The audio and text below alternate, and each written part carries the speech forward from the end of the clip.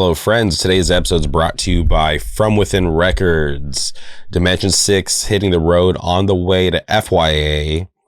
If you're in Roanoke, Virginia, Boone, North Carolina, Jacksonville, Florida, Tampa, Florida, or Raleigh, North Carolina, please make sure to support Dimension 6 on their winter tour. They put out an awesome demo, and I'm looking forward to seeing what they do next. A Bob Wilson joint on February 3rd. Scarab, Warren joint record release show with direct support from Division of Mind, Burning Lord, and Discontent. So please grab tickets while they're still available. If you're not following From Within Records on X or Instagram, please go click that follow button to stay up to date on all the current news. And like I always say, please support From Within Records because they support us. If you're looking for high quality merch for your band or for your business, please hit up my friends over at Good Fortune Printing out of Wilkes-Barre, Pennsylvania. You can follow them on Instagram at Good Fortune Printing, or if you want to get in contact with them, please email them contact@goodfortuneprinting.com. You can thank me later. Before we get into today's guests, I just can't believe we're here. Final podcast of 2023. What an awesome year it's been. I just want to, take the time to say thank you from the bottom of my heart for the continued support throughout the years. This year we started doing these in-person podcasts. Shout out to More to Pride. Shout out to Spirit Dive. Shout out Stateside, Whirlwind, No Way Out. Just a few of the bands that have, given me the honor to be able to pull up on them and do cool stuff like that. And that's something that I'm looking forward to doing more of in 2024. We've already got some things scheduled in the books for the early part of the year, and I'm hoping that's a continued trend throughout. I'm actually even trying to branch out, right? Because these ones have been in Orange County, LA, but in the next year we're gonna try to travel out just a little bit further to some more of the surrounding areas. Here's a little hint. We got the next one should be with a band down in San Diego, which is awesome. I've always had a ton of respect for San Diego, so for me to be able to travel down there and speak with a newer band, I'm definitely looking forward to doing that in the next couple months. But it's something that I really enjoy doing. It's one way for me, or one way that I found to kind of grow what I'm doing with the podcast. Because if you think back to when I first started doing this, right, I was audio only. I had a different equipment, so I sounded way different. And then like the progression was, okay, this is something that we could take serious. So we got better equipment. And then we moved, from just being on just Apple Music, we went to Spotify. We pushed the YouTube, and then we added the video component and started doing graphics. So there's just been this gradual progression, because if I'm being honest, from the very beginning, I had no idea where this whole thing was headed. So I think back to those early days and just kind of thinking that, okay, the possibilities are endless. Let's just see where this goes. And it's been a cool time to be able to just slowly grow this thing and to be able to build all these connections and relationships. It's something that I think about all the time, right? This is not something that I thought would be a thing, because it's even weird too when I just yesterday I went out to dinner with my longtime friends Johnny and Garrett, and just talking about times before the podcast, right? Because this thing literally consumes so much of my life these days, which I'm very happy to do, because it's still so much fun to me. But to think about times before the podcast is like, holy shit, this is like a long time, since it has been like that, with, but without the podcast going on. So to be able to be here so many odd years later, and to me, to feel like we're still growing, right?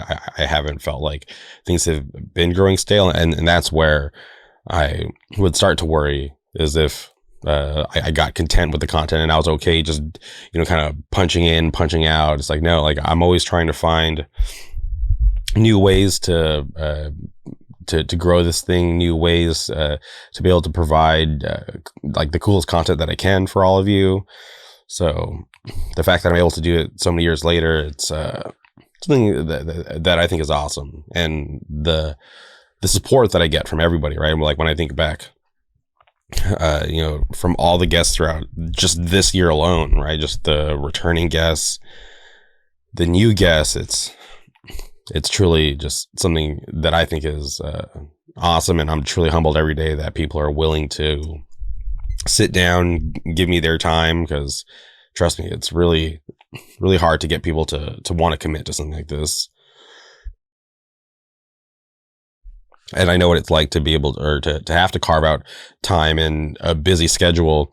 So the fact that people are willing to do it, every week, multiple times a week, I'm just truly grateful for it. And, shout out to people like Tyler Short, who, we have this MCU thing going on that definitely is like some of my favorite podcasts. And, Marvel's getting torn to shreds these days. And the landscape is really rough, especially with the latest Jonathan Majors update, which you guys haven't heard us speak about because we haven't done a podcast since the Captain Marvel episode, and so many things have changed since then.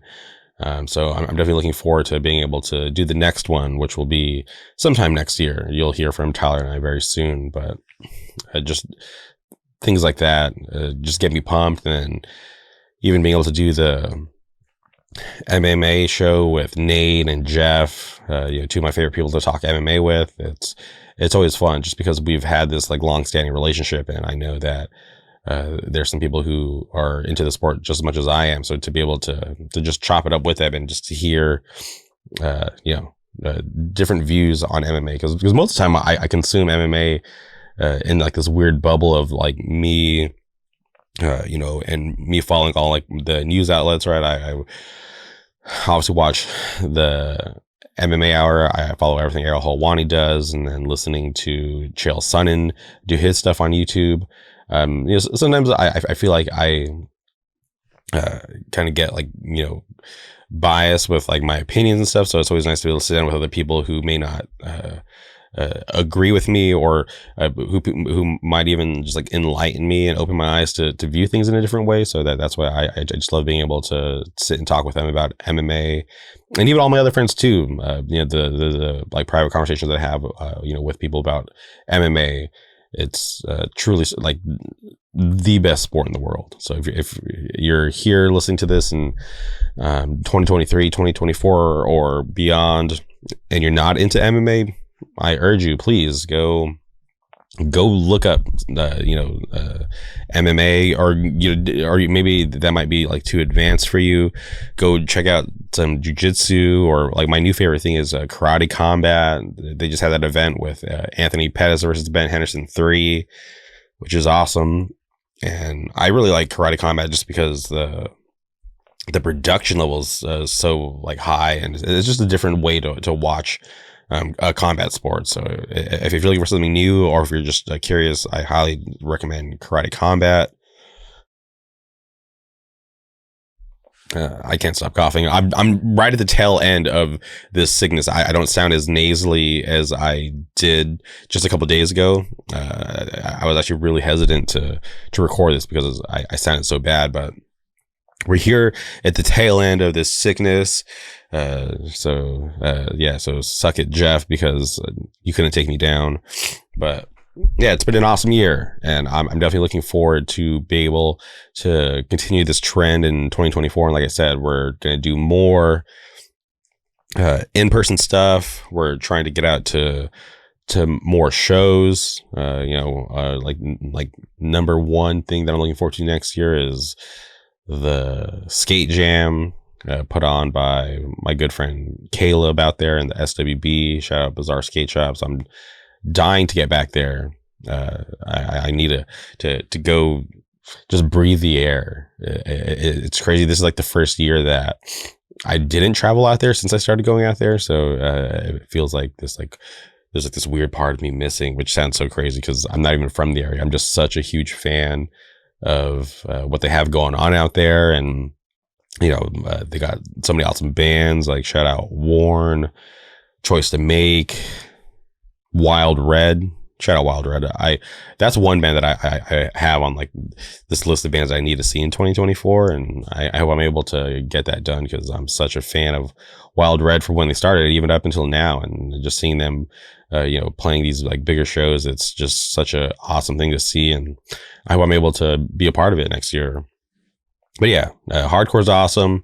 All of you are awesome for the support. I'm just want to just, you know, let all of you know that, you know, as much as I do this, I'm truly humbled every week, and I appreciate all of you. And yeah, it was an awesome year, and I'm looking forward to next year, and hopefully we can do it bigger and better like always. But on today's episode, we had to track down our good friend Alex Casey. You know, he's been on the podcast before plenty of times. And he's someone that I truly respect, and I'm, you know, very appreciative of our relationship. For him to just be the same person throughout the years, right? To watch the label grow, and for him to not switch up, no ego. He's just a real ass dude. He loves hardcore. This angle, actually, you can see this hat way better, but this is my retired Navy Streets of Hate hat. Obviously, it's just the same hat that I'm wearing now, but it's you know, white on navy. But I've been a longtime supporter of Streets of Hate, and to be able to sit back and just watch the label do awesome things every year, it was an honor for me to be able to have Casey back on, especially for the last guest of the year, right? I always want to send the podcast off on a, you know, final good note. And just to, you know, see him work with some of my favorite bands, you know, to you know, put out the final release for Point of Contact, which is a band that I'm just, you know, obsessed with. Like, they were a band when Commitment came out. I was, you know, just like reminded of like how awesome it is to be straight edge, and just like that whole like time period, right? I had on Jose and Garrett from Point of Contact on the podcast. And I didn't even realize at the time, but right, like they were on the podcast, and like, you know, just a couple weeks later, I was on vacation in Orlando. I was in Disney World, right? Remember, I mentioned those annual Disney World trips that I used to do, but it just so happens that I was in Orlando the week that the Point of Contact Commitment record release was happening down in Tampa, and I was just like, damn, I have to go to this. And my Disney friends weren't too stoked on me going because the show was happening like the last day that I was going to be in town. So I kind of just told them like, yo, like, I love hanging out with you guys, but like, you guys are all, and like the people that go, they're all hardcore people, right? Like, you know, who've gone to shows, who've played in bands, who've dropped out, or people who are still very active in the scene. So they understood, like, all right, this guy's like obviously like really wants to go, so like we're not going to be too hard on him. But the challenge was to get down to Tampa because I obviously flew to Orlando. I didn't have a car, so I was looking at all my options.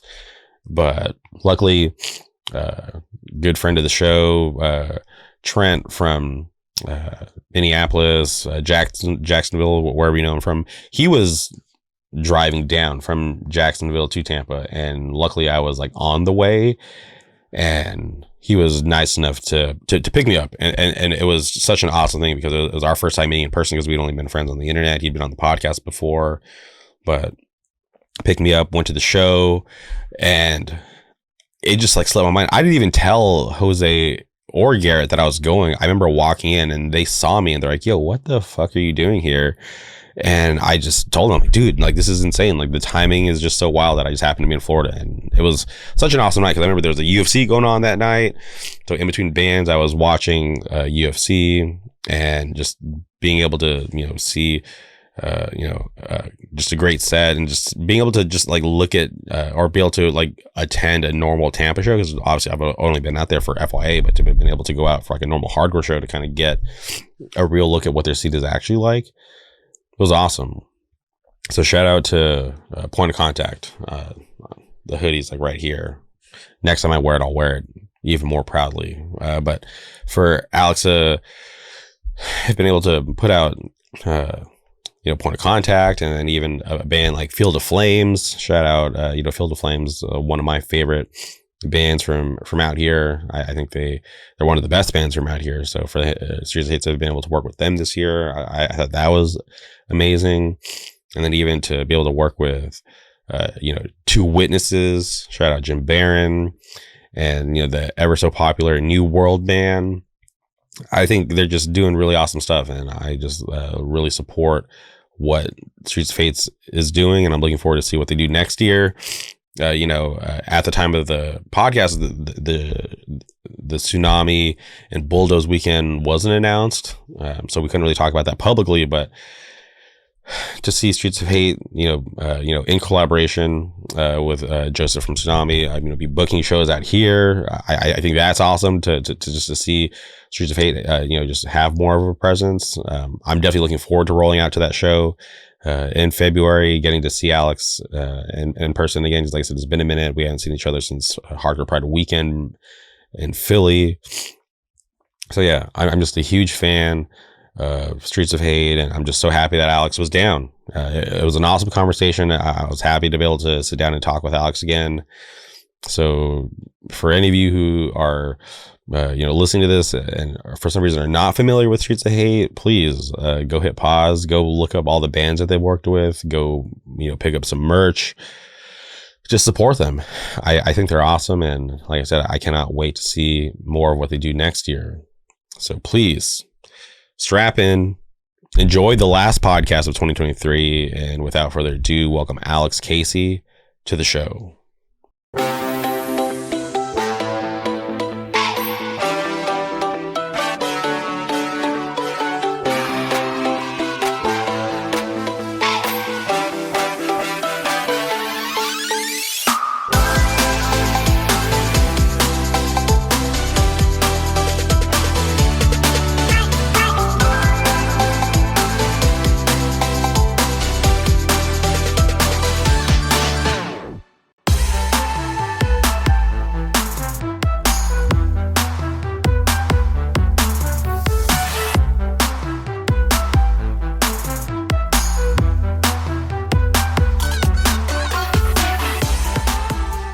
And we're recording. Welcome back to the podcast. Alex, how's it going? Good, man. How are you? Good to see you. Yeah, good to see you too. I'm trying to think back to the last time I saw you. It's been a minute. I think the last time I saw you might have been Hardcore Pride weekend, maybe.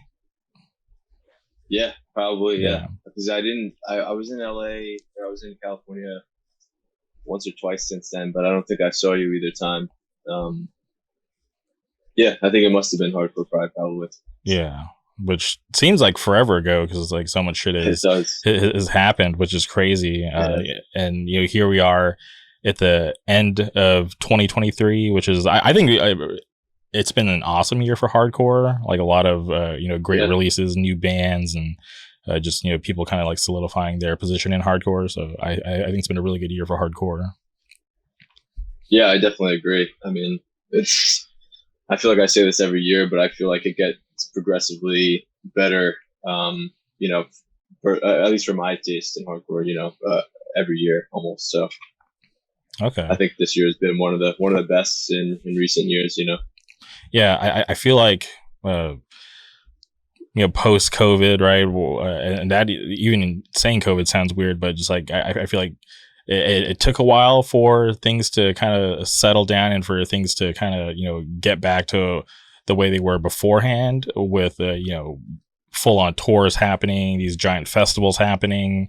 and finally, these bands that popped up during the pandemic are finally having their time to shine and making their mark. So yeah, I think it's really been a good year for hardcore. Yeah, definitely. Now I'm curious about the label, because you guys have been pretty busy for the whole year. You guys had what, your first release back, was it like February, if I remember correctly, with Godskin Peeler? Was that the first one?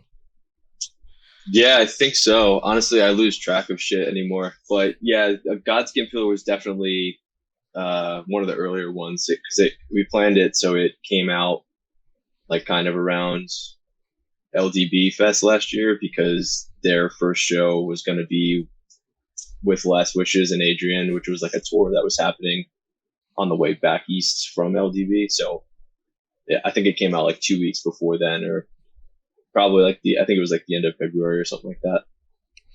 And can you talk about how you linked up with them? Obviously, I know you're friends with them, but I'm just curious about what that process was like for you.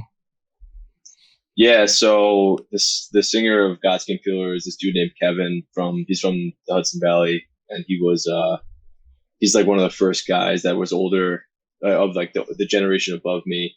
He's only like 4 years older than me, but in hardcore years, especially when you're like, I was 14 when I met him, so he was just graduated high school.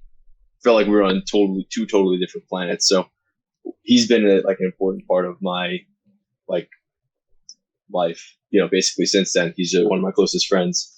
I actually grew up with his cousin, this dude named Sean, and that's how we met initially. I was in a band with his cousin, and then he was like, "Yo, we're gonna go to a show in this town called Wappingers Falls at a house, which is the town I live in now, which is where Kevin, who sings in Godskin Peeler, is from." So we went, and I met him, and then I've been we've been really close ever since then. And I've always rocked with his bands. I've always liked them, but he's never sang in a band. So once he was like, "Yo, I think I'm going to do this thing. I want to sing in a band," and it's got, other friends of ours, like Jack from Age of Apocalypse is in it. Tony from Means of Survival is also in it. And then a couple other guys. So basically, before I even knew what the lineup was, I knew that Kevin and Jack were in it. And I was like, yeah, I'm down to do whatever you guys want to do. And then it actually, before even hearing the band, just because I love those guys so much. And then, I finally heard the thing, and it ended up being cool. So, we just did the tape, and then we, kind of shortly after that ended up doing another tape. But yeah, that's kind of how it all came together, more or less. Just being friends with them. Mm-hmm. And I think it's awesome that you had that faith in them to be down to put it out before you even hearing anything. Yeah, I'm glad I didn't regret it. You know what I mean? I would have done it either way, but I do love and people like them too. The shit's cool, I think. People are hyped on it, and they've been doing a bunch of cool shit ever since. So it's been cool. Yeah, I'm definitely a fan of the band. And are you familiar with where the name comes from? Because if I'm not mistaken, it's an Elden Ring reference. Yeah, it is. I wouldn't have known that, but they told me it going into it. Okay. They kind of I was like, that name's a little what is good with the name, and then Kevin explained it to me. So I know what it comes from. It is what it is. Yeah, it is an Elden Ring thing. That's what it is. Yeah, and I think that's really awesome, because I'm a huge fan of that game. So for them to be able to pull from it, and because obviously there's a ton of lore in that game, but for them to pick that particular name, I think it's really awesome. And then also, yeah, it sounds so out there when you're thinking in hardcore band name terms. So I think it's cool to be able to stand out with such a strange name for people who may not be familiar with that video game. Yeah, we were all like, is the name too much? Is it kind of off-putting initially? But I don't think it is. I think it's cool, and people seem like they think it's a cool name as well. So yeah, and a lot of people make the connection of it being the Elden Ring thing, and I think that's it may draw people into checking out the band. You know what I mean? Whereas if it was just some regular name, it maybe that they had no sort of awareness of what that came from. They might not have checked it out, 100%. And even it being like abbreviated with the like GSP, because when I hear GSP, I think of the MMA legend, right? George St. Pierre. So yeah, I've gotten that a bunch too. Yeah. So it's cool that, the full name is awesome. And then even it being like abbreviated is even more awesome. So I think they, next level thinking with that, or maybe they just got lucky. No, just got lucky. I mean, I started abbreviating it to GSP like when I was making the tapes initially. Even though like Godskin is one word, it should just be GP maybe. I don't know, but I just started writing it down, and then it sounded cool, so I just kept using it. And then like you said, some people had pointed out that there was a guy with the same initials, an MMA fighter with the same initials. So yeah, just two random coincidences, really. Yeah, and I like the visuals behind the band, like in terms of like the artwork. So I'm not sure who's behind that, but whoever is, I think they're doing a really good job in just making things look interesting. Yeah, I think that's an important thing for them, just kind of being like not as straightforward of like they're not super straightforward. They're like just like a heavy hardcore metalcore band, but they have, they're influenced by like specific things. So I think like using that influence in the art as well is important for them. But yeah, Mikey from Envision, like South Florida guy, he did the art for the first demo, and then this dude Will from the Hudson Valley did the art for the newer one. And I think they both crushed it, honestly. Yeah, no, for sure. I definitely like it because it's like one of those things where it just looks very interesting, right? It stands out, compared to a lot of stuff. Sometimes, you'll be flicking through and you see like, album covers that, typically look like a hardcore one. So you're like, okay, it doesn't really stand out. Like it feels like you've seen this stuff before, but when you kind of skim over those Godskin Peeler covers, definitely stands out. So it's a really good job. Yeah, thanks. Yeah, I think so too. I do think they stand out, like sonically and like aesthetically, 100%. And I'm curious about your vision or goals that you had for the label for 2023, because it seems like you guys are able to accomplish a lot. Because it seems like now even out here on the West Coast, it's not uncommon to see Streets of Hate merch floating around. So I think that's like a really cool thing, because I feel like before, way back when I had you on the podcast for the first couple of times, it was kind of rare to see it, but now I feel like the name's just gotten so big and you've worked with so many cool bands that like it's out there way more. So can you talk about what the year's been like for you guys? Yeah, it's been busy, man. I mean, like, it's been I guess what do you know when exactly the last time we talked was? Like it was like this time last year or was it this year? It definitely wasn't this year, because I've been wanting to have you on for the whole year, and I wanted to save it for the last episode. Yeah, no, man, thank you for that. Yeah, no, I mean, so going into this year, I think like we weren't really like, now more so than ever, we're kind of more established as like a label, and we're able to, and we have gotten a bunch of new releases out over the course of the year.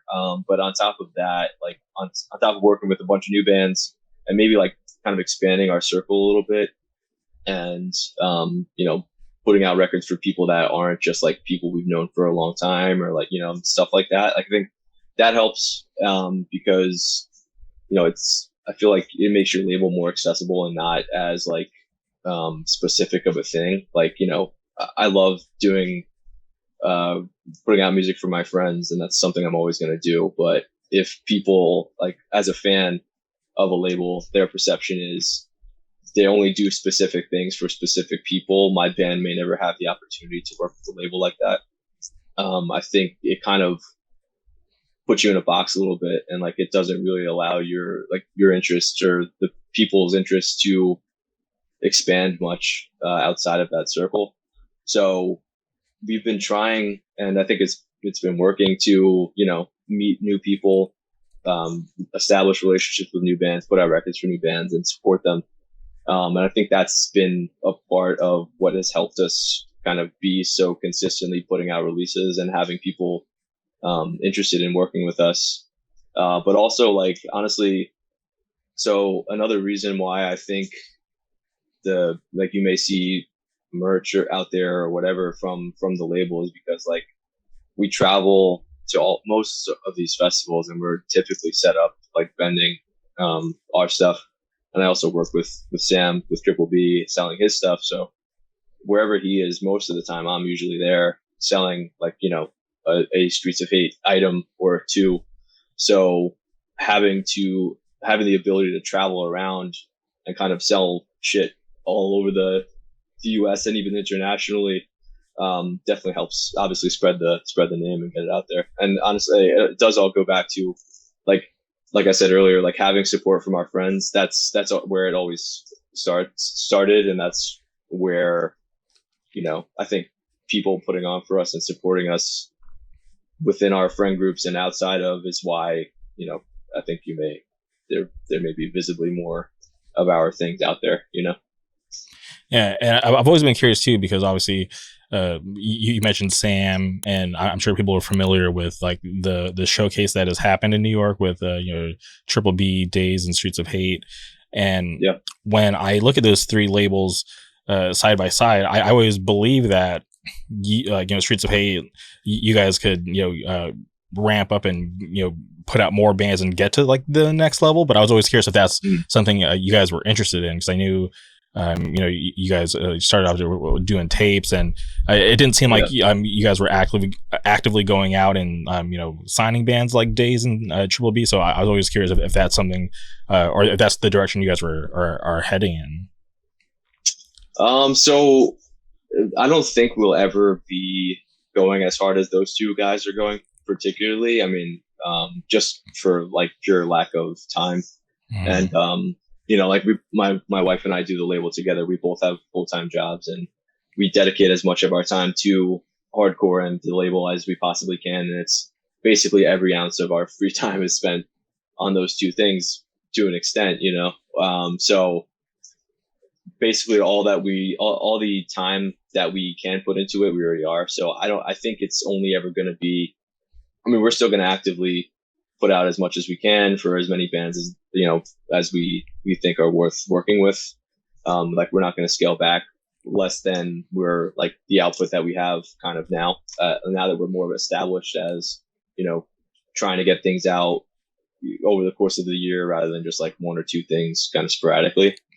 We're going to probably keep going at this pace, I would say. But I don't see it really growing to like, it's not going to be like this massive thing that is really just because I just don't know if we can manage to do it just for time's sake. You know what I mean?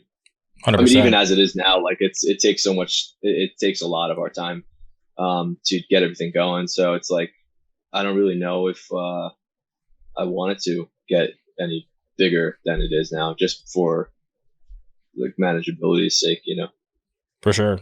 No, I totally understand, but I do think it's cool that you have those relationships. Obviously, I know you're friends with Sam, Lumpy, so for you guys to be able to, you know, kind of put on for each other and do stuff like that, and even with like that joint vinyl you guys released a while back with Bulldoze.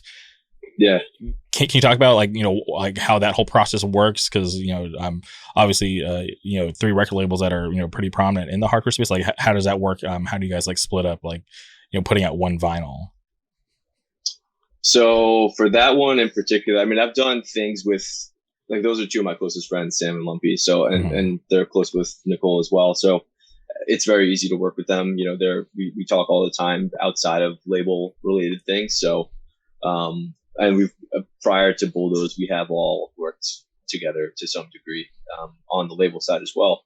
So when Bulldoze came back and they started playing, they played FYA, and then they did like a show in New York shortly after that, you know, within a couple of weeks of FYA having happened.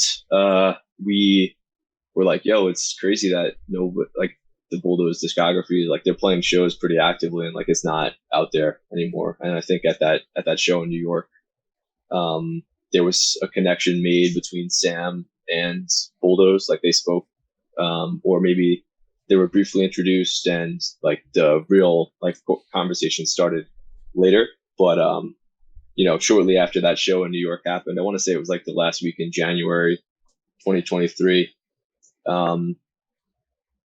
he reached out to us and was like, "Yo, would you want to work together and reissue the Final Beatdown, the Bulldoze discography together? You know, like we would each get, and this is how it ended up playing out. Like each label got their own variant of the vinyl, and then there was like another more common one for the band and the web store and everything. So it's pretty easy. You know, you just kind of split it up 3 ways, and then that's about it, more or less. You know. Yeah, and how is it for your experience doing vinyl? Because outside of that, you've only done like only one other vinyl, right? So before 2023, I think we did the Morning LP, we did the Wild Red 12-inch, Dead Last 7-inch, and the Pain of Truth Age of Apocalypse split. So there was like 4, and then Bulldoze was probably the next one, I want to say, after that. Okay, I totally forgot about all the other ones because I was thinking of the Out of Pocket vinyl. Well, Out of Pocket actually came into the mix. So technically, Bulldoze, like the conversation about Bulldoze started happening in February. Mm-hmm. So that was like a long time in the process. Like we didn't actually have it for sale until like September. So it took a lot of time to like plan it out and figure out exactly what the band wanted to do, what exactly we wanted to do, and like just to get everything. Like it has a whole new layout. It has like, you know, all this new shit associated with it. So it took a lot of time to plan to get it done, and it came out great. And I think the vinyl is basically sold out at this point. Like none of the labels have any copies left. There might be some distros that have it or something, but Out of Pocket came like later. I mean, I don't know if you want to get into that now, if you want to talk about it later as well, but that was the only other LP that we did up until that point. Was the Out of Pocket Waste of a Man 12-inch. Yeah, which when I saw that, I thought it was awesome that you were working with the band from the West Coast. Just because I feel like there's so many like great bands out here that sometimes have like a lack of exposure like on the East Coast or just any other scene outside of the West Coast for whatever reason. But for you to be tapped in and to work with a band like that, I thought it was awesome. Yeah, I think last time we spoke, I was like, I said like I was trying to make a point to try and get out to trying to make a connection to the West Coast and work with bands from there, because everything that the label had done at that point was mostly East Coast based, more or less. So with that in the back of my mind, I started just kind of paying attention to the bands, and Out of Pocket was a band that like, you know, came up, and it was hard to not be aware of them just because during the pandemic, they were like such a thing, and like, you know, they started popping off pretty quickly once their demo and the EP came out. So once I'd heard that they were starting to write new, like they were like teasing out that they were like had new music coming, and I just hit them up. I was like, "Yo, what do you guys have planned for this? Like, what's going on with it?" And I didn't know those guys at all. At that point, I just reached out kind of totally blind. It was just like, "Yo, if you have something and you want to work together." I know we don't really know each other like that, but like I would love to do it. I'm a fan of the band and everything. And I heard the record and I was really into it. I was like, and we made it happen. And yeah, that was basically it. And there was a couple other bands from California that we had worked with. Like we did some stuff with Tsunami in the past, and then we did like a tape for Field of Flames as well this year. Mm-hmm. And just like getting kind of connected to the Bay Area guys and bands kind of opened my eyes to a lot of what's going on there, and their scene is obviously it's one of the best going right now. So having that connection between us and them is been cool. Yeah, 100%. I always have like respected like what all those guys have been doing for their scene up there, because I've said it for years. Like, and even like they had like a hard time with me telling them that like, hey, like you may not see it now, but like what you guys are doing is like legendary, like literally like legendary stuff.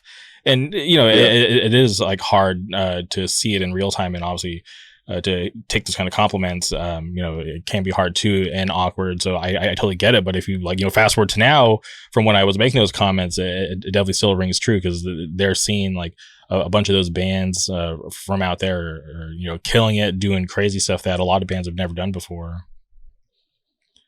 Yeah, I mean, it's like it's like you said, it was obvious like what they were doing, kind of like after or during the pandemic was like a going to be like a moment in time type thing. That was really good, important for the scene at large. But now it's grown to like such a size that like you can't avoid it. Like you can't, and you can't ignore it. Like it is what it is.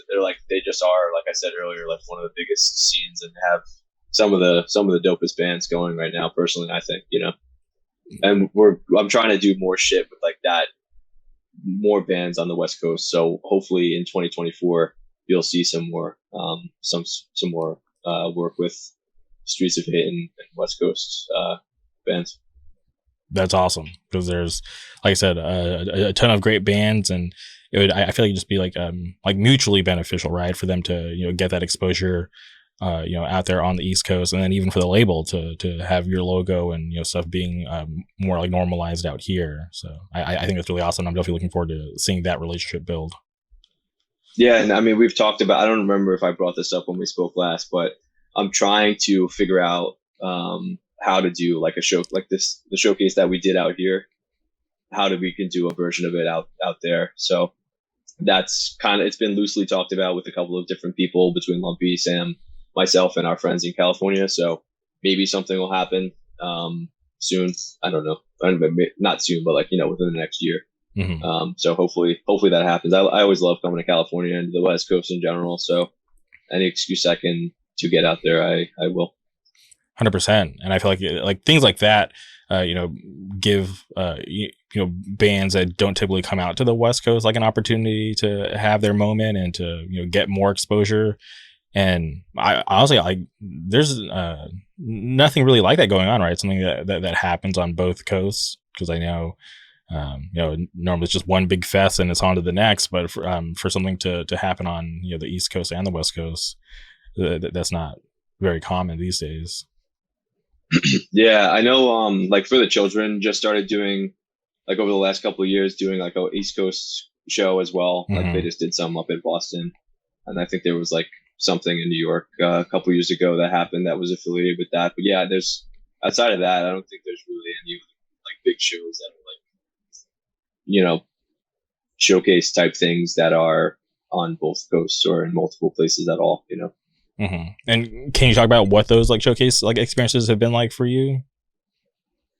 Yeah, they've been cool. I mean, like I said, like working with Sam and Lumpy is very easy for me and for us, just because like those are our guys and everything. And Scanlon helps us with that as well on the kind of logistics and the booking the venue side, and he has a hand in picking the lineup as well. Like we all work together, and again, he's another one. He's close with all of us as well, so it's pretty easy to book. I mean, it's crazy though. Like you have to figure out the lineup and get it together so like far in advance, and you got to kind of have to have it mapped out. Like who knows? Say 6 months in advance or 5 months in advance. And it's hard to. I mean, just like with Out of Pocket alone, right? Like. But between the time that we started playing the fest and the thing actually, the showcase and the thing actually happens, the Out of Pocket record came out, and they started working with me with Streets of Hate, and they weren't part of the conversation initially when we started planning it. So it was like, I wanted them to play. I would have loved for them to play, and they'll be. I mean, if we do it again on the East Coast, they'll definitely be invited to, and anything that hopefully they come back out east soon. But it's just like that, like.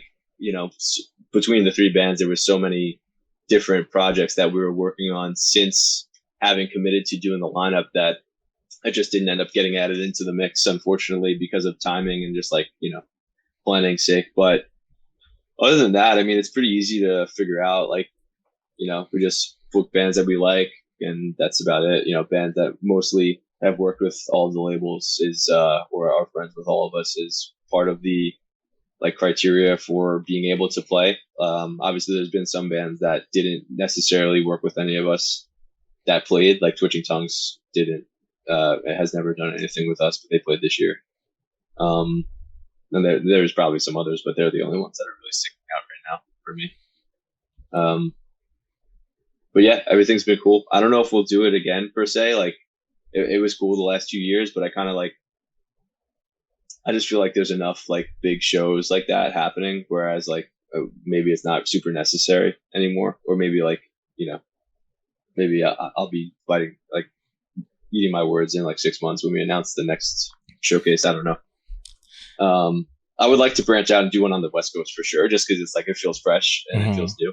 And if we did it out east, like maybe we'll do something different to go along with it as well. I just like I don't want it to feel like it's like played out, and I don't think that it is by any means. But I would like I think like doing the two and just kind of like having that be a thing, and then moving on to the next thing is cool as well. We'll see though. I mean, like I said, I might be full of shit. Maybe by the time people hear this, we'll already have the idea to do it again. I don't know. Yeah, no, I totally get it, because to put on like such a big thing, obviously that's a lot of work, but also you want to be able to present something that's worth putting on for people to want to come out to, right? Because if you just put on the same fest as last year, it's like people start scratching their head like, yo, like what was the point of this? Like we saw the same exact lineup last year. So yeah, I feel like it does get tricky to be able to do something annually, but be able to make it exciting every year, because it's definitely a challenging thing. Yeah, for sure. But we did have a blast planning the last two, and it was a good time. Yeah, bless Scanlon for dealing with us, because he's the one who really deals with all the bullshit. Like we're so retarded. Sorry to use that word. We're so stupid. Me, Lumpy, and Sam, like throwing all of our ideas and all this shit at Tim just so like it can like he can piece it together. I know he gets frustrated with us and like he complains about it, but he's a saint for actually helping us get it done. That's awesome. Yeah, I'm a huge fan of his, and I love Dead Last. So shout out Scanlon. Shout out. Can you talk about the scene closer to you? I've heard like you've had like a hand in booking some shows. Is that something that you're trying to do more of? Is like booking shows more in your area? Yeah, I mean, I've been booking shows in the Hudson Valley since I was 14 years old. On and off. It kind of just like it always comes in waves of when we have a venue that's steady or not. And that's a problem that we've always had. Recently, like the big venue that is here closed down. It's called the Chance Complex, and there's a room in there called the Loft. That's like a smaller room that I've done some shows at recently. But the having no room to book a show in, or like not having somewhere that you could regularly book a show in, it was always like a problem for me and for people here in general. So, but we do now have a place like you mentioned. I booked a show recently for Balmora, Nomad, and Adrian on a weekend that they were doing, and it was at a new place that's in the city of Poughkeepsie called Reason and Ruckus. That's really cool. That I have a good relationship with, and so does the hardcore scene at large here. Like there's other people that book shows here that book hardcore shows as well. So we're hopefully going to be able to use that place as much as we can. I mean, there's no sign of it of them not wanting to have hardcore there anymore at this point in time. And I've got like 2 other dates there that I'm working on booking shit for in February and March. So hopefully that comes together soon and I can announce something, and we'll continue to have good shows here. But it's I mean, it seems to be going well so far, I think. And there's so many bands from here right now. Like there's no shortage of bands to play, like whether it be an opening or a later slot, or just to have like a local presence. That's something that's always been super important here. Like as long as I've gone to shows, like the local bands almost always do better than a band that travels from out of area. So it's good that there's a nice big pool of bands to pick from to book a show with, And do you like playing that role of like being responsible for a show? Because if you're booking it, right, you're the one who actually has to make sure things are like running on time, everybody's showing up, and things are going hopefully as planned as as close as possible. Yeah, I don't like it really. I mean, I don't think anybody that does it likes it, because it's I mean, you book shows, you know how it is. It can just be, it's the most annoying thing ever, but it's necessary, and to have hardcore exist and to have new hardcore bands play my area, I'm willing to deal with the frustration of booking a show. It's not like it's the hardest thing in the world. It's just annoying, just like anything else, especially when you're dealing with your friends and they're all morons and they can't get to the show on time and they don't have gear and everything. But yeah, for sure. Yeah, it's something that I don't enjoy, but sometimes it's necessary, right? Because sometimes there's no other option. People don't want to step up, so it's like, damn, I guess I have to be the one to try to make something happen. But yeah, not my favorite thing, but for people who do it regularly, I totally respect them because it takes a lot of work. Yeah, the good thing for me right now is there's plenty of people that are booking shows here that aren't that's I can work with, or I can we can work together to make things happen. Like there's these guys that do they have like a promotion company, whatever you want to call it, called Brown Table. They're based out of the Hudson Valley, and they just started booking shows within like the last year or so, and they do a bunch of shit here.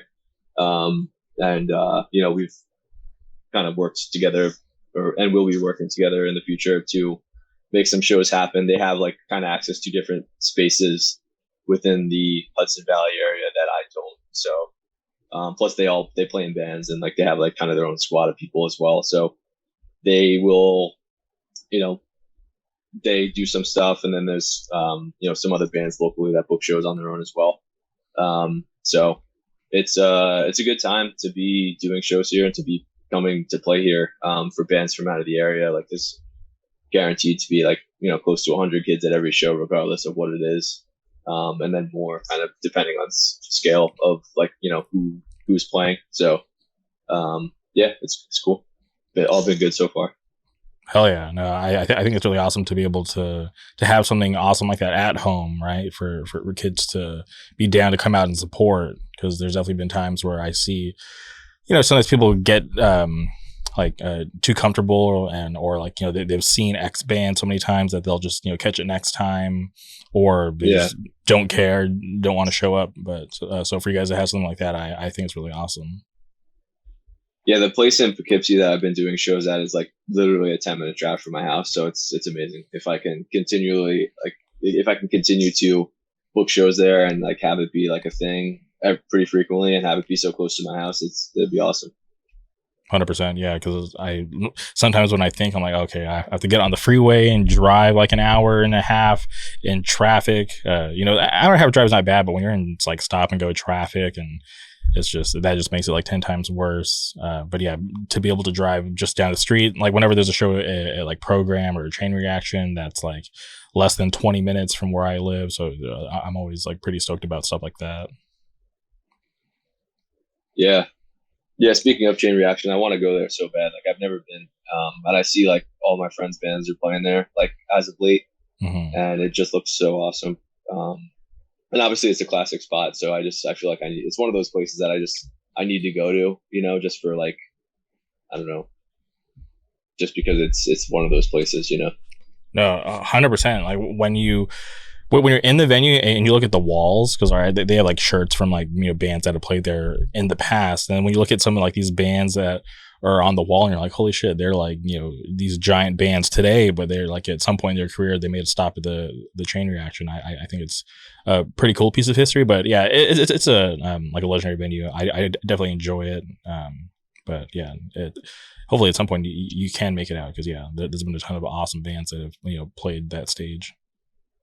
Yeah, for sure. Okay, and I am curious because like you have worked with some of my favorite bands. You mentioned briefly Field of Flames earlier.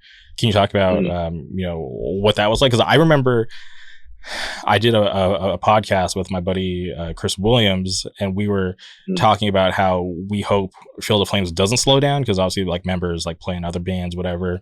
And then literally like the day after recording, you guys like announced your release with them. I'm like, okay, cool. This is crazy how the universe works. Like I was just on a podcast talking about how I was worried that they might be slowing down, but for them to like put out something with you, I thought was really awesome. But can you talk about that whole situation, how you ended up putting out that body of work with them? Yeah, I actually remember it pretty clearly. So New World Man played the pre-show for the Flat Spot Worlds show in Brooklyn this year. I think it was like February or March or something like that. But New World Man played it, and then I went to the show. It was like New World Man, Outburst, and a couple other bands. But I went, and Jaffe, who sang in Hands of God, was there, and he's a good friend of mine. He was actually like the first friend from the Bay Area that I probably had, and Nicole as well. So we were just chilling with him and just bullshitting, kind of catching up because we don't see him super often now that Hands of God's not really a band. They don't play out here or nothing. But so we're just bullshitting, and then he was like, "What do you think of Field of Flames?" And I was like, "They're dope, they're cool." I had met Justin before, and I knew Angel already. And he was like, "Yeah, I think they got some new songs, but they don't really know what to do with it. I mean, if you would be interested in hearing it, let me know, and I can like put you in touch with them." And I think before I even left the show, I hit up Angel, or like the next morning, I hit up Angel and was like, "Yo, I heard you guys got some new tracks. Like, can I hear them?" And that was basically it. Like, I heard them, and I was like, "Yeah, these are sick. What do you guys want to do with them?" And then, or would you guys want to like put it out together? And then it was as simple as that, really.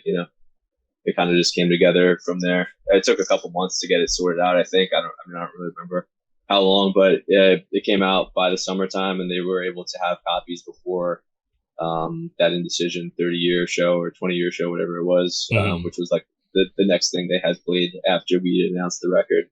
So yeah, that's basically how it came together. Just kind of mutual friends, and then just I've gotten closer with those guys since putting the record out, and like I said, over the last year I've gotten pretty close with a lot of people from that scene. So like, just being able to work with them has been really cool for me, personally.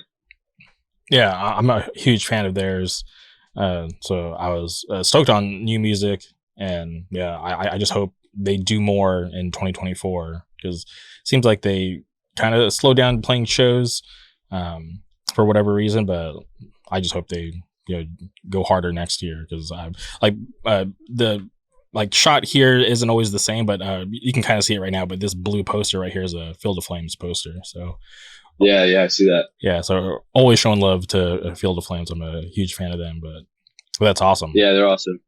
Yeah, I mean, I know, like you said, like the guys they're so busy doing 100 other things, between different bands and just like their personal lives and shit. So I can't say that they will or won't be any more busy than they were this year, but they're not going to stop. They'll keep doing as much as they can, I'm sure, as far as I know. And you worked with the band out of Tampa, Point of Contact, which I'm a huge fan of theirs, and I'm a little disappointed at how things shook out with them, because I feel like I feel like they could have been a lot bigger, but for they have their own reasons for the way their band went.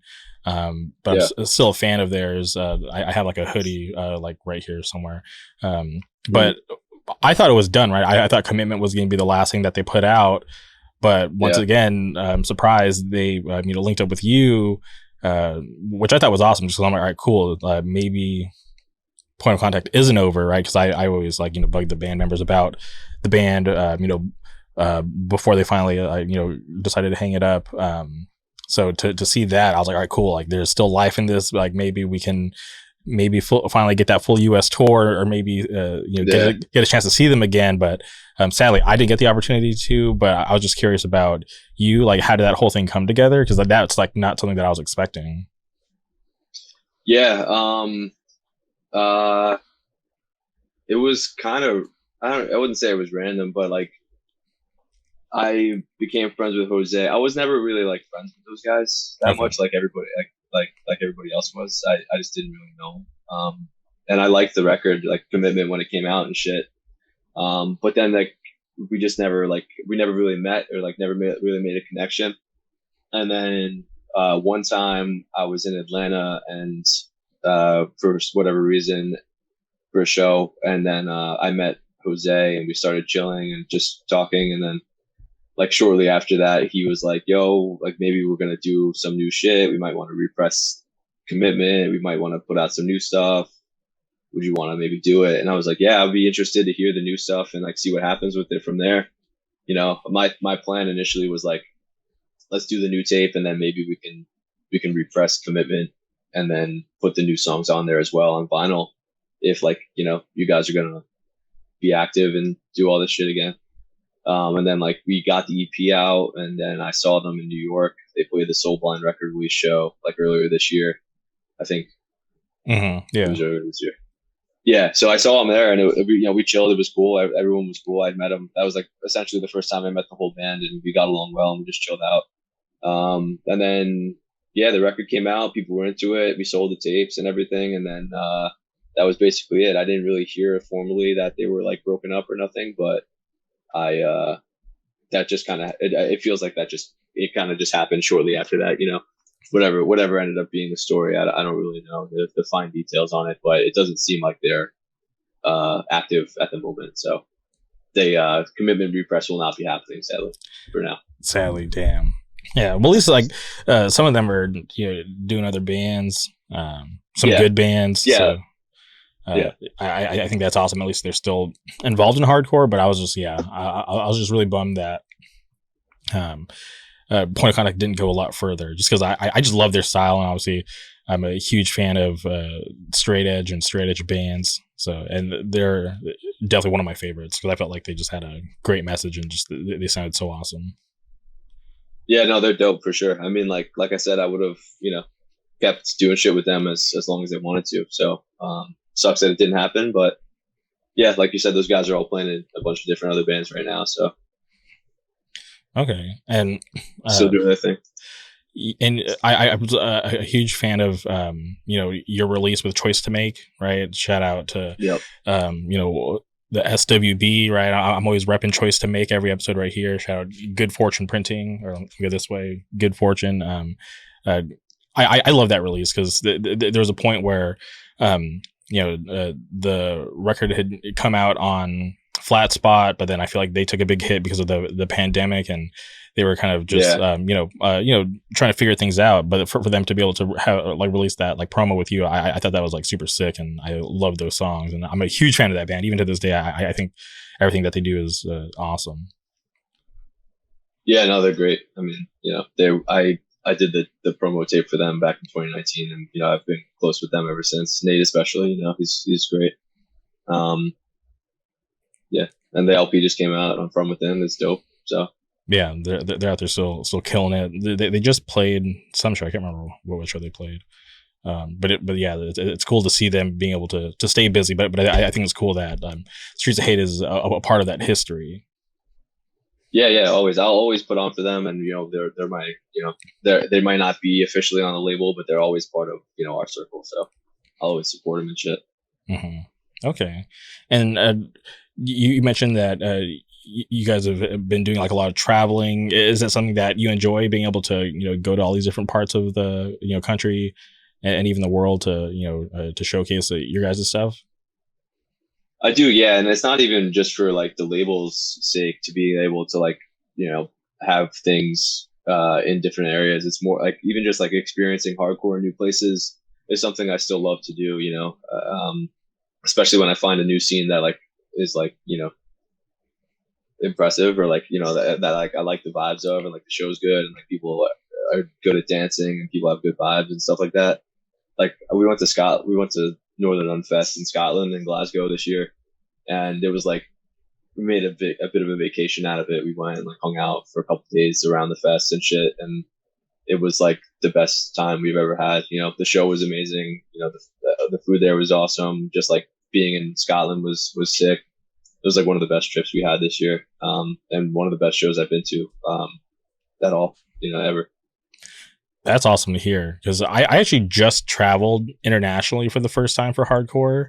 I was able to go to Bogota for their festival, you know, that's put on by you know, Carlos Raw Brigade and his whole team. And I honestly, I was you know, heard a lot of good things from Jeff Eat First and Carl Gunhouse. So I was like, all right, cool. Like if you guys said you had a good time last year, I'll go this year with you guys to check it out. And I didn't really have any expectations, but by the end of it, I was just blown away by how like dedicated they are to their own scene, right? Because just to see them like show out for their local bands, but then go off for even like the international bands, I was like, oh, like that's cool that they're like really in tune and, you know, down to support their friends and even to go off for the international bands.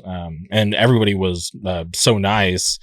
Which I, you know, I like I said, had no expectations, but for everybody to be so friendly and so welcoming, I was like, okay, this is like such a great thing that I'm happy that I was able to experience, because I was on the fence about traveling, but just because of, like I said, Jeff and Carl, they, you know, had spoken highly of it, I went, but I was just blown away. So shout out, you know, Carlos from Raw Brigade. He was super nice, so I'm just thankful for his hospitality and everybody else that like helped, you know, put on the show and help make sure things run smoothly, because like the show ran really well, which that was something that you know, since booking shows, that's something that I now pay attention to, like you know, how are things running? Are people you know, trying to stay organized, or they just like don't really care? But no, they were on it like at that fest. So it was pretty cool.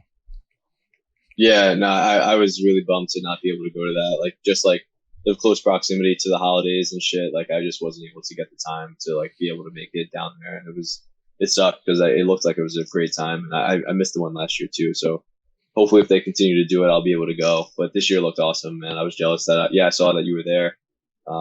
It looked like a sick time.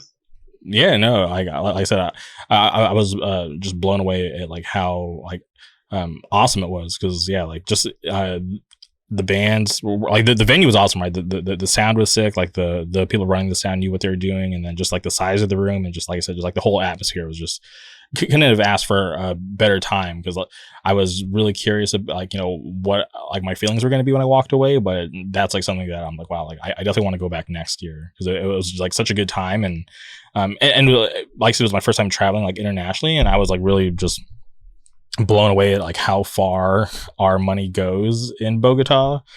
Because I've heard that. Yeah, because like, you know, taking an Uber from like the airport to like my hotel, like booking the Uber, like actually, you know, picking me up at the airport and taking me to my hotel, which was like, you know, 20 minutes away.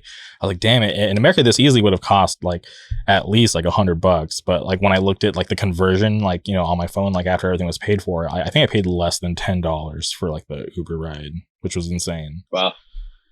That's great. Yeah, I'm gonna try and make an effort to go next year, because it just looks like such a good time, and the lineup's always awesome. So hopefully I'll make it out there. What would you say the best sets, or what was your best favorite set? My favorite set was there was this local band that opened up the second day. There's a band called Spit Out, right? Like I had checked out their music on Spotify. All their stuff's on Spotify, which I think is cool. Jeff put me onto them, and they're just like a bunch of these like young kids. Like I was talking to the guitar player, but before their set, and I'm obviously there's like a little bit of like a language barrier, but he spoke good enough English for us to like at least be able to communicate. And he was telling me that like they had a band last year. They had like this vegan straight edge band that they're doing last year, but kids didn't really mess with it. But doing Spit Out, they just kind of like cultivated like this crazy like you know, following like amongst like their friends. And for like the first band to open up the second day, there was like, you know, like at least like I think like 20 or 30 people all singing along, moshing, going off, and you're like, oh wow, this is crazy that, you know, the first band of the day is like getting this kind of reaction. Because, you know, any show, any fest, most times people are just like kind of standing around, not going too crazy. But for them to have, you know, all their friends show up, and, you know, maybe not even all their friends, but, you know, people who like the band, for them to get that kind of reaction, I thought it was awesome, and like a really good thing.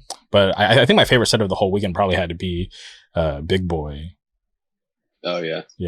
I just watched a little bit of the video from that. It looks sick. They're awesome. I love them so much. I can't. I'm going to see them at FYA in a couple weeks, and I can't wait to see them. Yeah, no, they sounded awesome. I thought they were super sick, and then I really like No Pressure. I'm obviously a huge fan of that band. Yeah, and they were like, it was weird because, like, you know, I always listen to like a bunch of different types of music, but they were like my number one like artist on Spotify for this year. And I was like, oh, that's crazy. And just seeing them, and then I'd never talked to Pat before, but when I was leaving the fest, I saw him sitting down, so I just went over and talked to him, and he was like a super nice guy. Huge fan of Pat, and I was happy that I was able to introduce myself and have a good conversation with him. Yeah, I mean, they're an amazing band. Also, they're like one of my favorites ever. Yeah, they're great. Yeah, no, it was cool, and even getting to see like my friends from like New Jersey, like, you know, all the guys in Cut Down and Never Again, yep, like hanging out with them like outside of the fest, like just doing like random stuff in Bogota, because I said like my first time leaving the country going to Bogota, so we're all just kind of just doing like touristy stuff and just trying to soak in the atmosphere and just trying to make the most of it, because we were all only there for like 2 or 3 days. Right. Yeah. But the one thing that I wasn't prepared for was how like food and like, you know, like drinks would like taste outside of America, because I feel like you know, my taste buds have just been so just messed up on how I think things are supposed to taste, but just like they're just trying to like adjust, because like everything just tasted weird to me. And I was just like trying to find like the one thing that was like, you know, that tasted like, you know, normal or whatever, but everything just tasted like a little off, like not bad, but just tasted. I was like, this isn't what I expected, because even like we went to McDonald's. There's a McDonald's near our hotel, and like we went there one day, and I was thinking, okay, like McDonald's is supposed to taste the same everywhere, but definitely didn't taste the same. It's pretty interesting. Yeah, that's an interesting point. Like I don't eat meat or anything, so I don't really eat McDonald's that often. But when we were in Scotland, I did have it because they have like a bunch of vegan options there, that they don't have here. So I tried it, and it was like pretty impressively good, you know, which is not something I would expect to feel. But yeah, it was good for what it was. I don't know if you're saying it was good or bad or. It wasn't. It definitely wasn't bad. I won't say that it was bad, but it just it just wasn't like the normal McDonald's that I was expecting. Like I would eat it again, like no problem, right? Like it wasn't like nasty or anything. It just like Jeff ordered like chicken nuggets, but like there weren't any sauces available. Like we were even like looking on the menu. There's like you know, no sauces, because like out here, right, there's like 10 different sauces that you can choose from, but he only got ketchup, so that was interesting. And the bread actually tastes like bread, because like when I go to McDonald's, I was like, wow, this bread doesn't feel real. It's like some weird like styrofoam or some shit. Yeah, and I don't know if you've ever seen those videos where people will like let a cheeseburger from McDonald's age, but it doesn't change, right? There's no like mold or anything. Yeah. So it's just like, what the hell are we eating? But I like out there in Bogota, like it actually like the buns tasted like bread, which I thought was like I was like, wow, this is refreshing, but also really weird, because like, what the hell are we eating in America? Yeah, who knows, man? Who knows? Yeah. But I'm curious. You went to the Northern, Unfest, or right? Yeah, Unfest. Yeah. Yeah. Can you talk about what that experience was like? Because I know you've traveled internationally before, like, and we've talked about it. But I'm just curious. Yeah. You know, because you speak so highly of it. Can you talk about like your time out there with that? Yeah, I mean, Nicole and I just traveled out there. We flew out of a local airport. We had a layover flight in London, and then a short flight from there to Glasgow. And we were there. I don't remember how early we were there before the fest started, but I think there was like 3 days that we were in Glasgow that weren't consumed by being at the show. You know, like we had like kind of a bunch of time to just chill out and kind of do shit around the city otherwise. So yeah, I mean, it was cool. It was just like, we got a hotel that was just like in Center City. It wasn't like really near where the venue was or anything, but it was like fairly easy to get around. Like Ubers were like relatively cheap, and like there was a public transit that you could take kind of like wherever around the city, and even outside of the city into like wherever, different cities, different towns outside of Glasgow specifically, which we did do. We like went on a tour of like this city called Edinburgh, which is like, there's like the really, really old, there's like really this, we did a tour of this castle and all this shit with like the guys in Gridiron and Mindforce and shit. It was cool.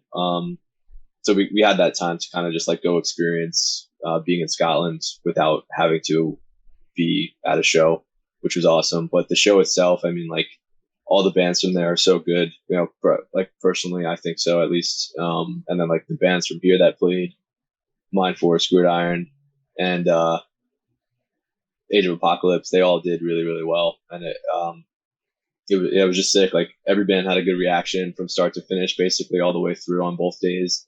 And then like the after show, or like the the post fest show that happened, Gridiron and Age of Apocalypse jumped on and played a couple of songs when they weren't really supposed to. Initially, like they weren't planning on it. It just kind of was like a spur of the moment thing, and that was like some of the best. Like those were some of the best reactions that I had seen at other than like the headlining shit at the actual fest itself. The whole weekend. So the show itself was just sick. I mean, like what the guys at Northern Arrest did to make it happen, and like what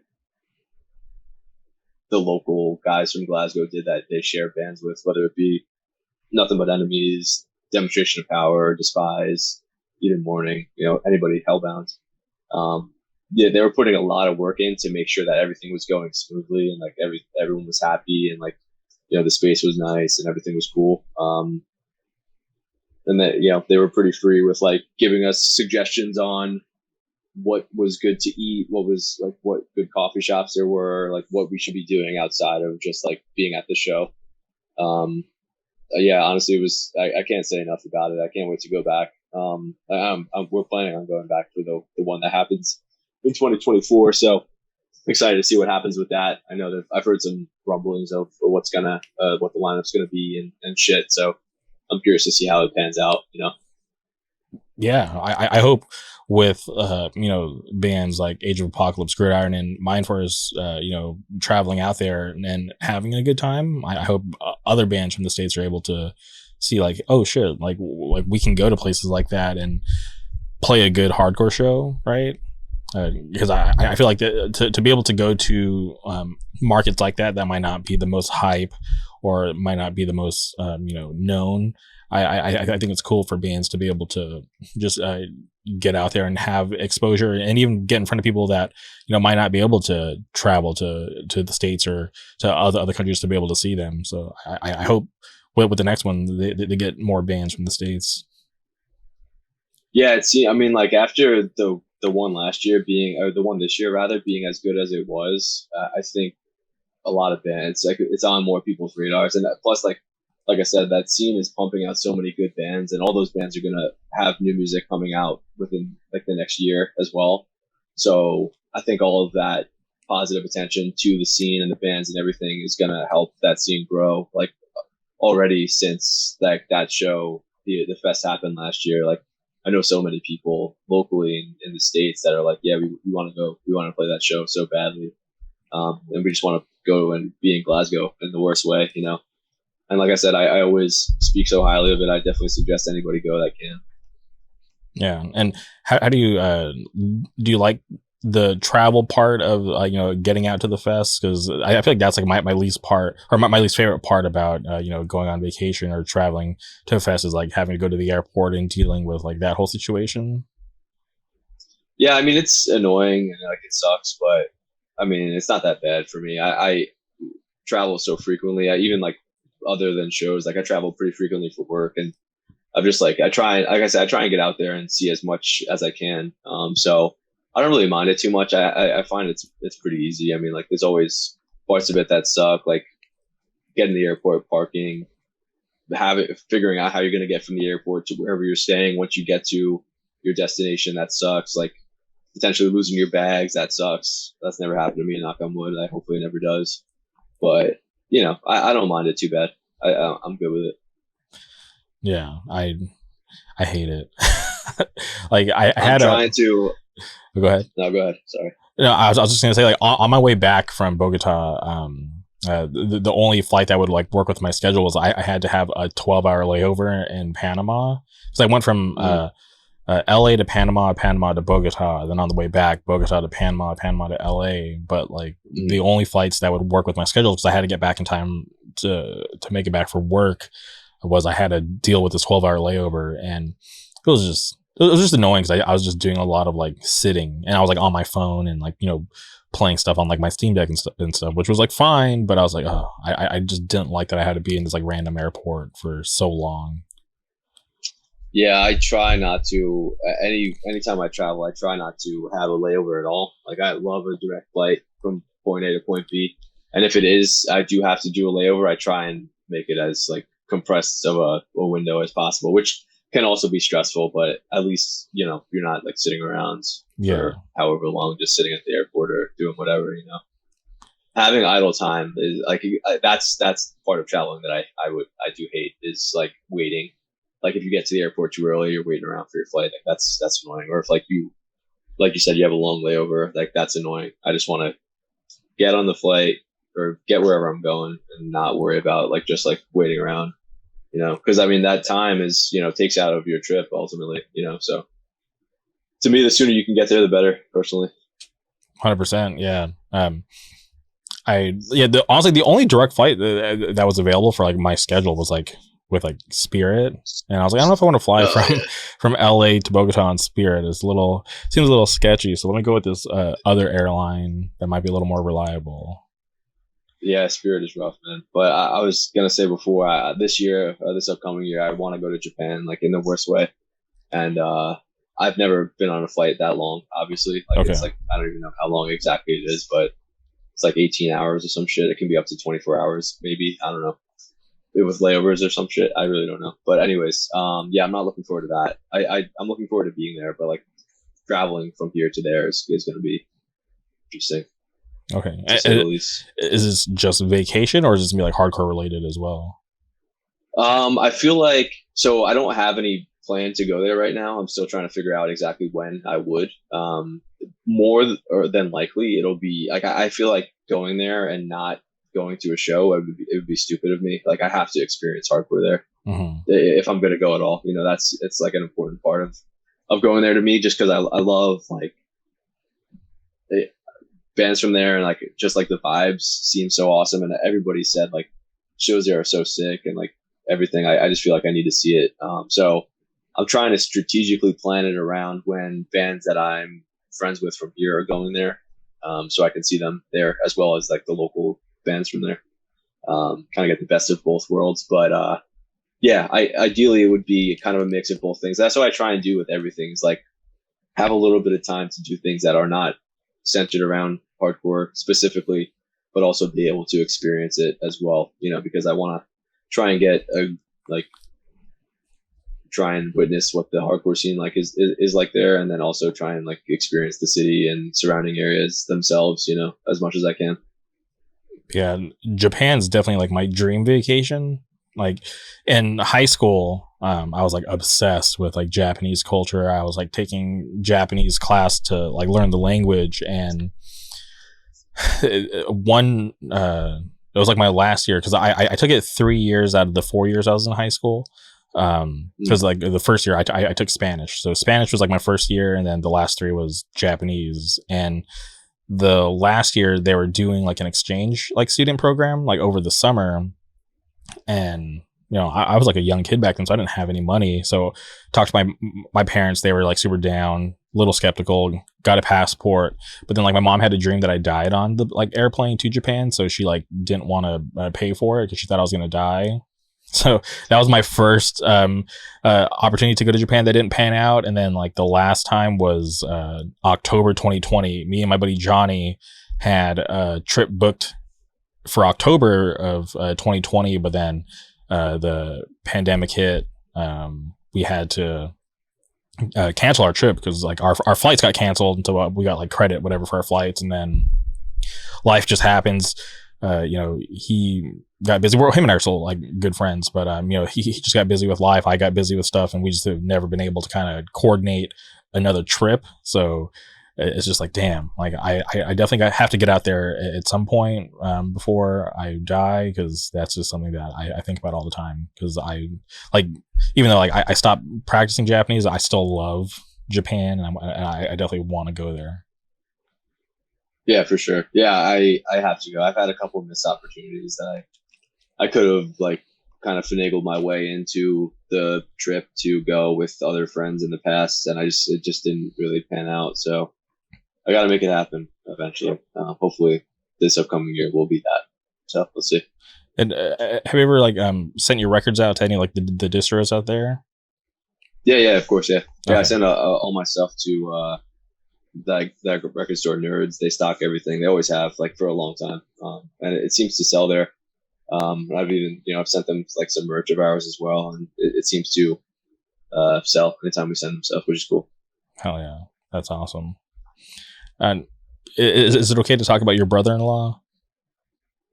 Yeah. Okay, because this was so random, right? I went to this show at Program, right? And this band Wide Man, or they're playing, and shout out Wide Man if you're not familiar, please go listen to them. I think they're an awesome band. But I was talking to the singer because I have a relationship with the singer. Him and I have been friends for a while. And this guy, you know, like we're just like in a circle talking, whatever. There's like a bunch of people that I don't know. And this guy walks up and he's wearing a Streets of Hate hat. And I was like, oh, sick. Like your hat. And he's like, oh, yeah. He's like, yeah. He's like, Alex Casey, he's my brother-in-law. And I was like, no shit. I was like, he's been on my podcast. So we're like freaking out. And I was like, hey, can I send him a picture of you? And he's like, yeah, for sure. So I like took a picture and I sent it to you. No context. I didn't say anything. And I just thought it was just like this weird thing because, you know, like obviously like I know you were friends, but I don't know like your whole family tree. So to find out that you have this brother-in-law that's like also like, you know, involved in hardcore playing in bands, I was like, oh, this is so cool. Like that's awesome. Yeah, he actually. So yeah, it's my wife's brother, Mark. He plays bass in Wide Man now. He's actually. I knew him before I met Nicole. Like he's a year younger than me, and we kind of met just like going to shows locally in our general area prior to while Nicole was away in college. So I've known him, you know, since he was like 13, I was 14, or, you know, I was 13, he was 12, who knows what it was, but it's been a long time. And yeah, so he moved out to Denver a couple years ago. And then, funny enough, like we went to visit him out in Denver a couple years ago. I want to say maybe 2021 or something like that. And, similar to like I was saying before, like whenever we're in a new place and we can experience hardcore to whatever, whatever extent that we can, we will. So it just so happened that while we were there, there was a show that Scowl was playing, that Wide Man was opening. So we went, and I had heard from friends out here that Wide Man was a dope band that we should check out. We should get there early to check out. And Mark at the time hadn't seen them yet. He'd only been in Denver for a very brief period of time at that point. So he was like, yeah, let's go, let's check it out, and like, you know, see the show. And we went and saw the band. They were sick. And shortly after that, he was like, yeah, I'm playing bass in them now, in Wide Man now. So, you know, however that happened, I'm not entirely sure. But yeah, he's in the band. And yeah, I think they were on tour with Ankle Biter, right, when you saw them? Yes. It was that show. Yeah, they're cool. They're really dope. I know they're working on some new music too. That should hopefully come out next year at some point. So people should definitely check them out if they haven't. They're real sick. Yeah, and shout out to you know, the Denver, Colorado scene. Mind Force was just there playing some shows, which I think is awesome. Yeah, Wide Man played one of the shows. So I haven't heard too much about that weekend just happened. Like Mind Force just got back yesterday. So I haven't heard too much about it, but it looked like from the videos and pictures I saw, they looked sick. So I was bummed to miss it because, you know, I obviously with Mark living there, and a couple of other family members on my wife's side live out in Denver as well. Her cousins and stuff like that. So we have a little sort of a random connection to the scene there. And I'm friends with the guys at Wide Man now. So for them to be playing with Mind Force, who's like, you know, my good friends from here, it was sick, and I wanted to go, but unfortunately, like I said, with proximity to the holidays and everything, I just wasn't able to make the time to do it, sadly. So next time. 100%. Yeah, it does get rough to travel around this time because getting like, for me, it's like end of the year, maybe my you know, I don't have any more free days, or just travel in general is just always like way more expensive like around this time, which I hate. So I definitely get it, and I wish I could have been there too, because for that charity show for the band that headlined, or I think they headlined the band Fight Like Hell that was getting back together.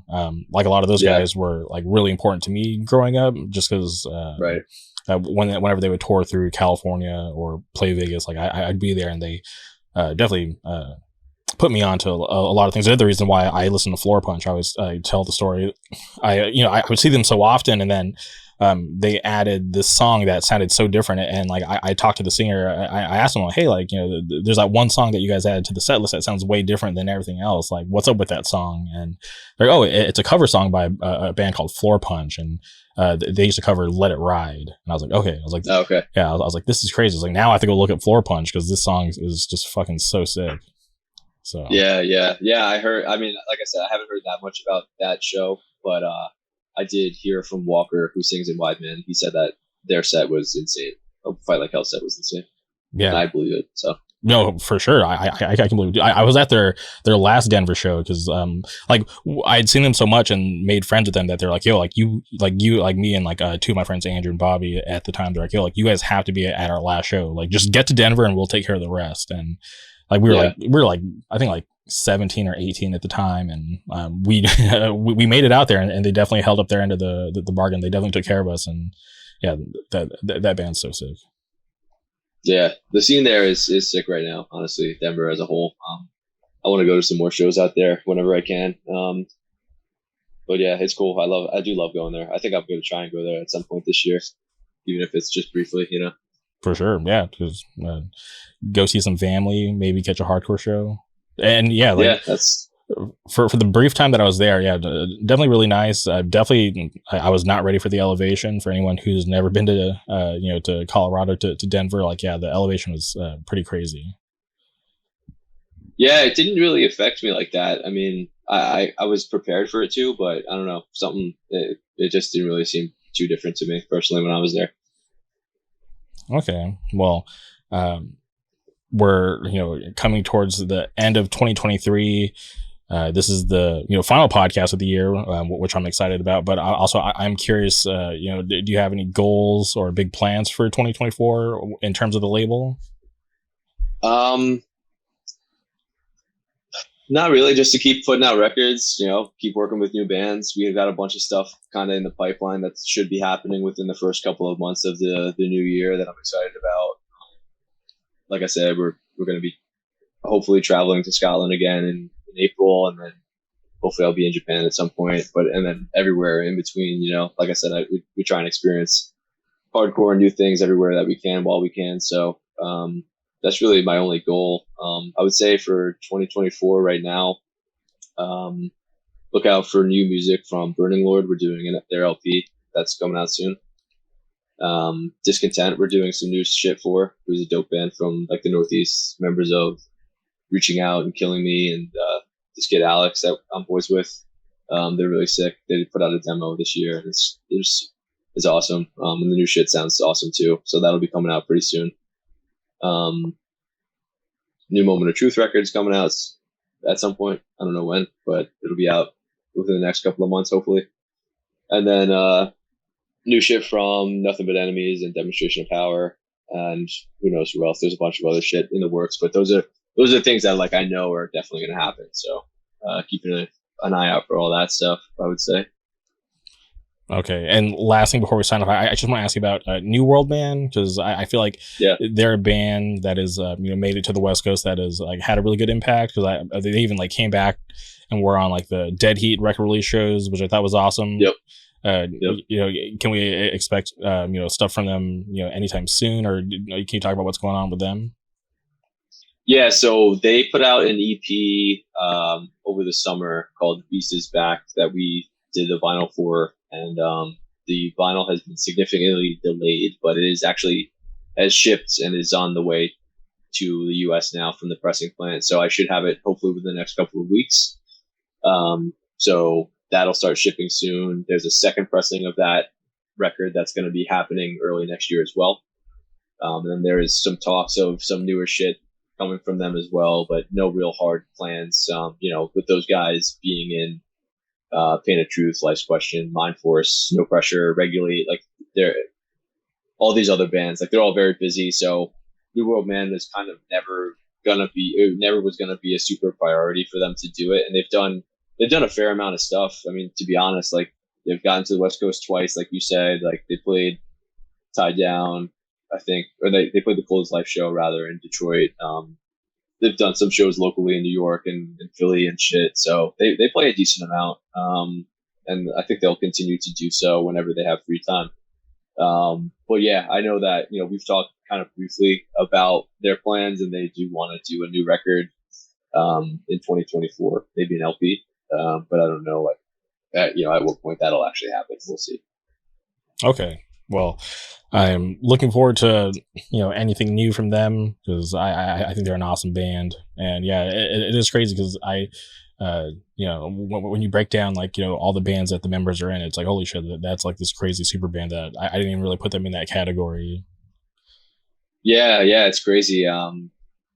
Yeah, the bands that they're in are like, some of the best going, and I consider them, New World Man, they're one of my favorites currently going on as well. They're definitely, I would say they're probably my favorite record that I put out this year is that EP that they did. So yeah, because I love those guys so much, Rich and Keith and Mike and everybody. So they're all some of my best friends. So I love working with them, and I look forward to doing that again to whatever extent it may be. Okay. Well, I thank you for being down to, come on the podcast, to be the final guest of the year. I think this is a great way to cap things off, because I'm such a fan of what you guys are doing over there at Streets of Hate. And I, hope that you guys continue to have great success, in the new year. But before we sign off, is there anything else you would like to say? No, just thank you for having me, always supporting what we do. I appreciate you inviting me back on the podcast, and always, supporting us. Like I said, I listed off a kind of a handful of things that are going to be happening in 2024 already. There's no real like concrete plans for any of that stuff. It's all just going to be coming out relatively soon. So look for more information on all of that stuff coming soon. And then, yeah, that's about it. All right. Well, thank you again, Alex, for coming on the podcast. Thank you, everybody, for tuning in. We'll see you next year.